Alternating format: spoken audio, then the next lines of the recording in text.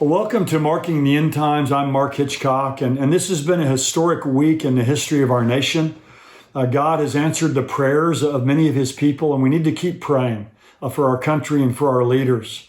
But on today's program, I want to talk about some of the domestic, some of the geopolitical, and some of the prophetic implications of this historic election that we've just witnessed. I know this is what's on the minds of many people, and I know you've heard a lot of different angles from this, but I want to just drill down and kind of piggyback on what I did on Jimmy Evans' program that we did yesterday, and talk about some of the implications of this, some very important prophetic implications, I believe. Now, in a little bit, we'll go to the subscriber-only section, and I'm going to continue our exposition of the book of Revelation. We're just making our way just section by section through the book of Revelation.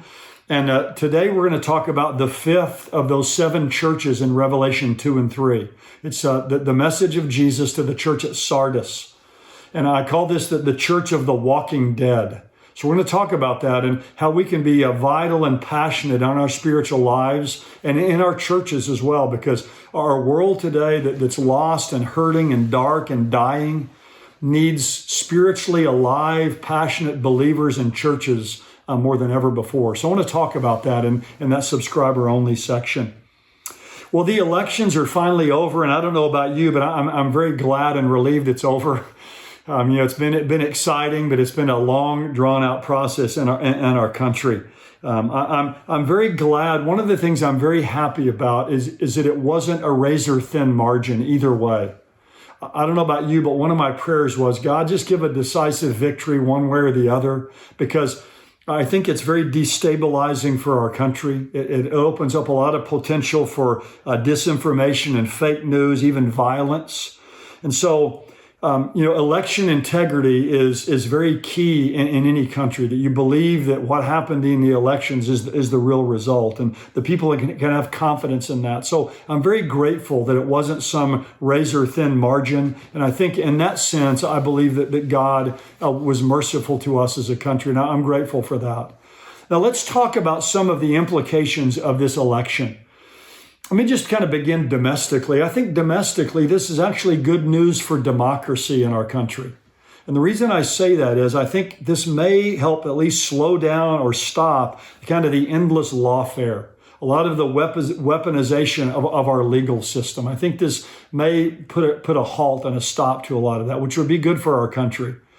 I think it ends some of the ideas that the Democratic Party had of packing the Supreme Court or eliminating the filibuster.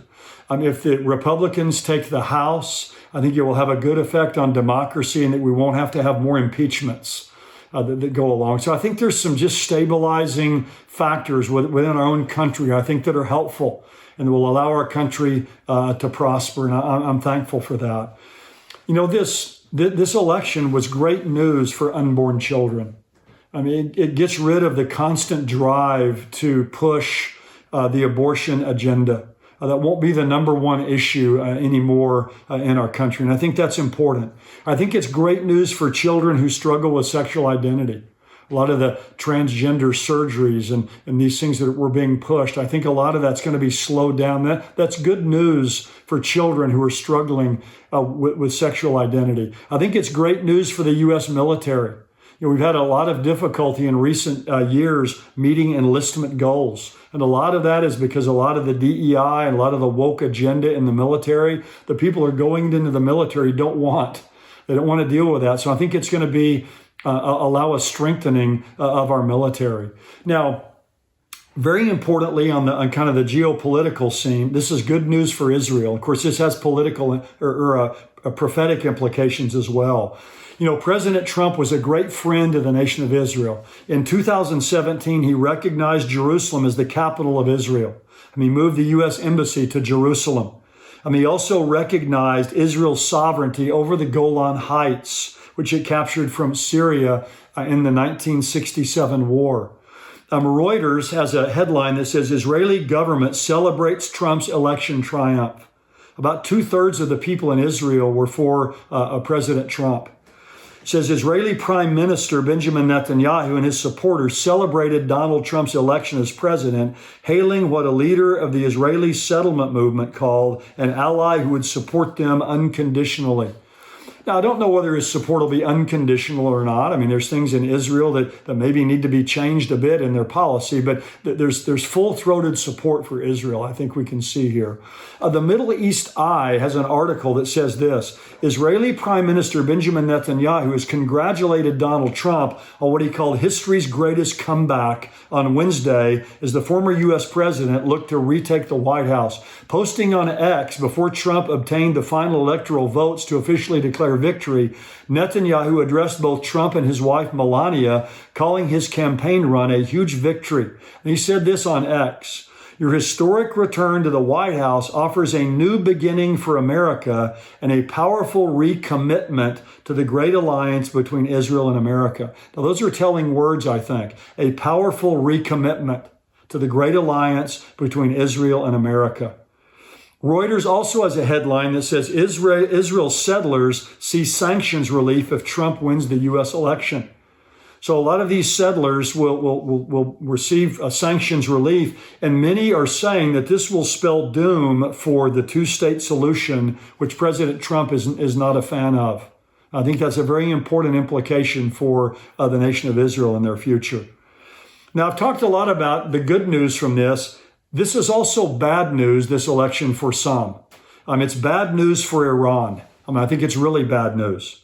The AP has an article, a headline that just came out: Iran's currency falls to an all-time low as Trump clinches the U.S. presidency. It's interesting. This could give momentum there to regime change. This is probably in anticipation of increased crushing, crippling sanctions that President Trump will place upon Iran. Also, he may not hold Israel back from hitting the nuclear megaplex and also the oil infrastructure, as President Biden has done. So this is really bad news for the economy of Iran. And of course, that's good news for the rest of the Middle East because they're the number one sponsor of terror. And as their economy shrinks, as their currency falls to an all-time low, they don't have the resources to sponsor all of these terror groups. The Jerusalem Post has a headline that says, "Does Trump's win make bombing Iran's nuclear sites likely?" Iran is fearing now an escalation of Israeli strikes against them with President Trump coming to power. The article says this in the Jerusalem Post: "It is perhaps not beyond Netanyahu's considerable power of persuasion to convince the former and future president that bombing Iran could offer a quick and easy win over a regime that U.S. intelligence believes plotted to assassinate him." So it's a little bit personal with Trump as well against Iran because they've been trying to kill him and to take him out. So it's believed that Netanyahu may have in President Trump an ally in hitting Iran's nuclear facilities. Now, here's something really interesting about President Trump. President Trump wants peace. He's not a war-loving hawk.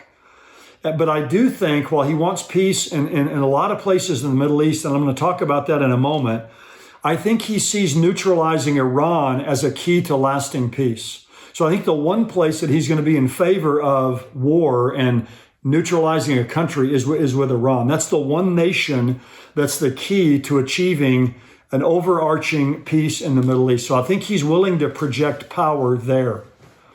But on another front, I think it's good news for the peace process that President Trump has been elected. Now, we know that there's going to be peace in the Middle East at some point in the future, the Bible tells us. And there's going to be peace in Israel when the Gog-Magog coalition come into the land of Israel. So a peace process is very important for end-time prophecy.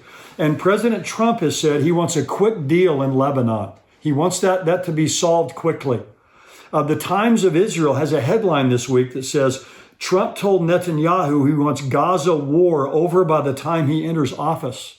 So he wants that to be ended. So President Trump, when he comes into office, wants the Gaza war over and he wants the Lebanon war and the Hezbollah war over, which I think will probably set Netanyahu free to really prosecute the war there heavily to bring that to an end. But he wants this Gaza war to end quickly.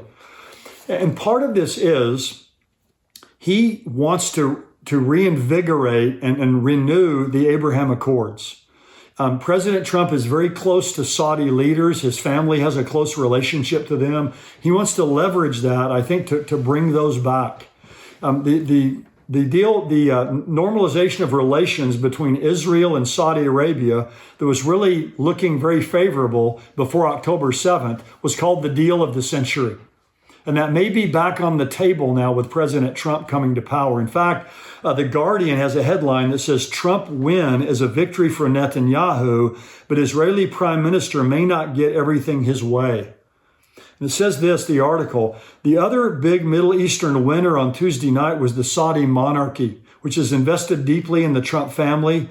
It now has a close ally in the White House who will press for a Saudi-Israeli normalization deal to add to the Abraham Accords with other Gulf states. Biden officials invested a huge amount of time and energy into trying to clinch a Saudi-Israeli agreement and suspected all along that Crown Prince Mohammed bin Salman was waiting for a Trump president. Even for the prince, however, it will not be straightforward to do a deal with Netanyahu at a time Gaza is being flattened and more than 43,000 Palestinians have been killed.